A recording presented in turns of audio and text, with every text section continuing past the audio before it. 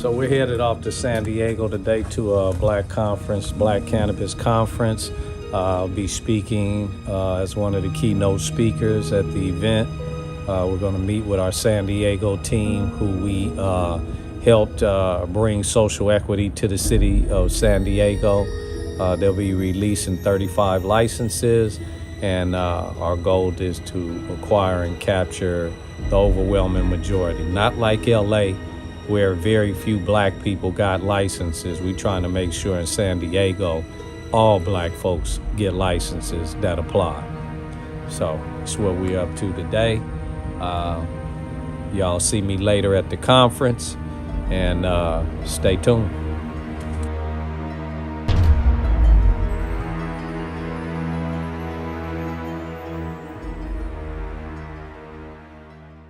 So how I got involved with the San Diego group was a friend of mine, Noble, who I had been knowing for about 5 or 6 years, introduced and told one of the leaders of this group in San Diego about me.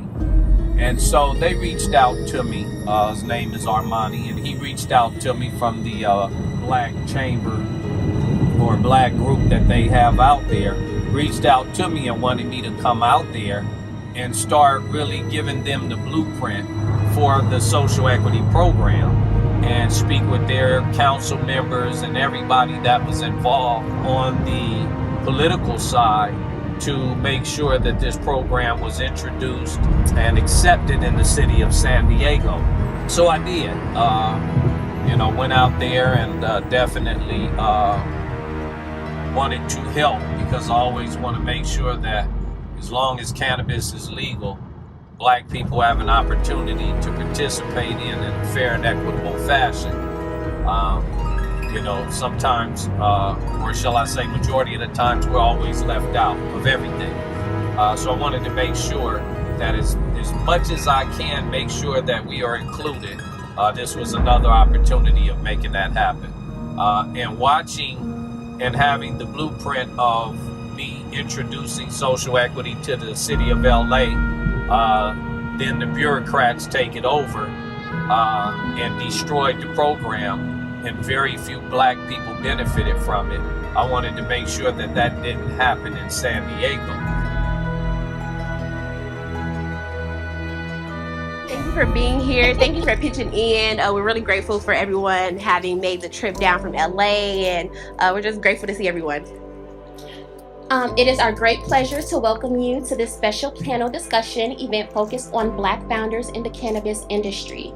Tonight, we have gathered together some of the brightest minds and the most innovative entrepreneurs in the cannabis space to share their knowledge, experiences, and insights with us. The legal cannabis industry has grown exponentially in recent years, and it's poised to grow even more in the coming years. However, for Black entrepreneurs, the challenges are daunting as we strive to overcome systematic racism and the many obstacles that come with it. That's why tonight's event is so important. We want to shine a light on the incredible accomplishments of Black founders in this industry and underscore the critical role that they play in shaping its future. I'm Olamiji. I'm the co-founder of Greenish Brands, which is the umbrella company of Greenish Vibes and Greenish Events. We are the organizers of tonight's event, and this is our founder, Danica Brown Frazier. Hi, everyone. First, let me go ahead and introduce our panelists quickly, and then I'll introduce our moderator. First lineup is going to be Mr. Virgil Grants, it's going to be Ms. Cheryl Morrow, and Mr. Mike Malcolm. Thank you all for being here. Without further ado, let's get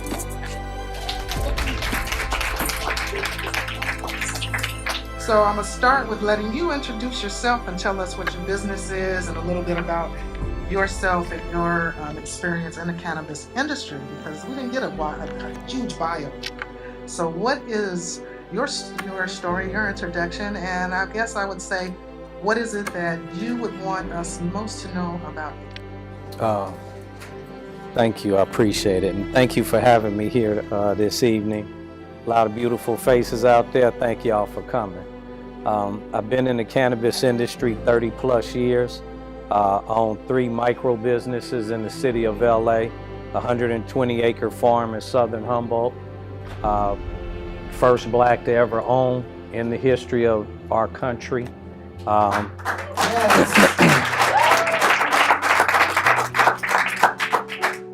I've been an advocate, a policy writer. I wrote Measure M for the city of LA, craft that piece of policy which got everybody licensed, and I attached a social equity program to LA's ordinance, which I brought to the city council. Craft that policy and handed it over to the city of LA.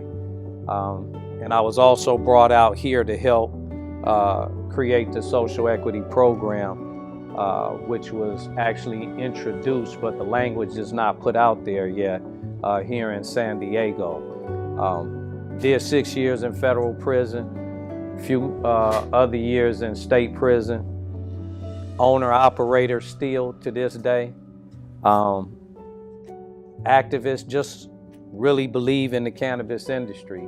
When I got out of federal prison, I jumped back into the industry, opened back up 3 of my shops, create the ordinance for the city of LA, brought the social equity program. That was after prison. Not shortly after, I was still on federal probation, doing all of this, running the campaign for the city of LA. So when Mr. Bruce said, what can we do? Get involved. How can we get licensed? Get in the game. But I will say you guys are late to the party. You know, we talking about getting in the game now. I had a shop opened up in 2004 under Prop 215. Where were the black folks then? You know what I'm saying? And I always keep it real when I talk, so I'm gonna say it just like it is. In LA, black people were talking about, getting in the industry, but it was late. It was after it was safe. I was in it when it wasn't safe, and that's why I did those years in prison, because I stayed in it, and I'm now in it today, and that's why I have 3 retails in the city of LA and a 120-acre farm. I'm probably one of the first in LA to get fair funding, a $3.7 million loan, 25-year loan, which is unheard of because ain't nobody giving us money like that, you know. And Dr. Freeman, which is the one that does my licensing, he said I ruined his thesis about black folks not getting money. Stay in it, be diligent about it, and it can happen. Thank you very much. There's a whole lot that we didn't know. So when Bruce asked the question, how do we get a license? I think we got somebody who knows how we can get a license.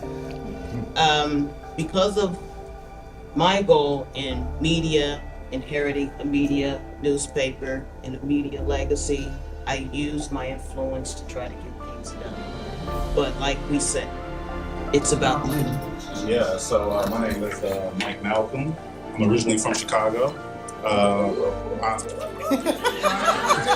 Got Chicagoans in the house.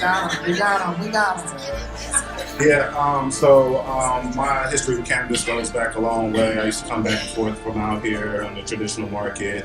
But a few years ago in 2018, I saw legalization on the horizon in Illinois. And I've always been an avid traveler and foodie. So I looked at creating, as Ms. Morrow was just saying, it's looking at like entertainment, creating like a blog as a way to kind of get my way in the industry. Let us know, what makes your experience in cannabis different from non-black founders? So we'll start with you, because you've been all over, bro. Different from non-black founders. Well, I funded myself for one thing. But then I guess that would be different from non-black founders. That'd be different from black founders, but not non-black founders. Let me see, what's different from non-black founders? I came from the streets of Compton. I hustled first. So that's different from non-black founders. That was my start. And then with the money that I made in the streets, I opened up my first legal shop in the city of Compton in 2004. I always felt that I had to be a part of the process. So creating the laws, like we could talk about change, but if you don't get involved in the legislative process, there is no change. Another thing is that I was smarter than the rest of them. And I have to say that because I became president of their organization. And being president of that organization allowed me to navigate for us because there was nobody speaking for us. So when you say they, you mean those in control of the cannabis industry, basically? I guess so. You can think of that. You notice I'm asking no names. I don't you could say that. I started with a 20 and turned it into plenty. Got me 6 shops. What I wanted to do is try to get so deeply rooted in the industry is that I couldn't get put out. So even through my 2 raids that I had been through, and I was raided twice by the feds. So and I was, just to keep it real, I was in my shop operating on pre-trial with an ankle bracelet on and still running my shops. So when I say I'm true to this, I'm true to this, you know.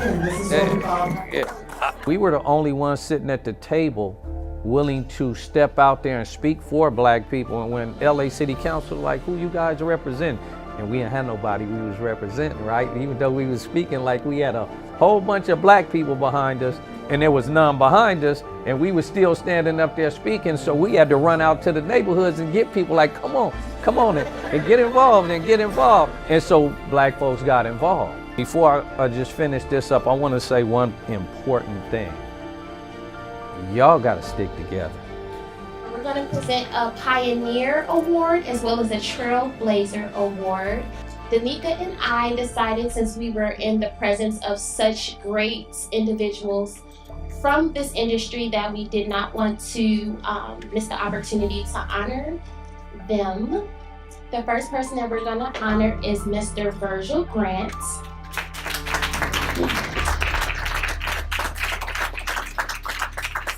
Okay, he took his time to come here, believed in our ethos and in our mission for bringing Black founders and cannabis together to share this information. And so we want to honor Mr. Virgil Grant with the Honoring a Pioneer Award.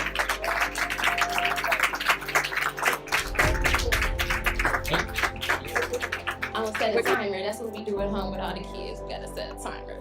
10 seconds.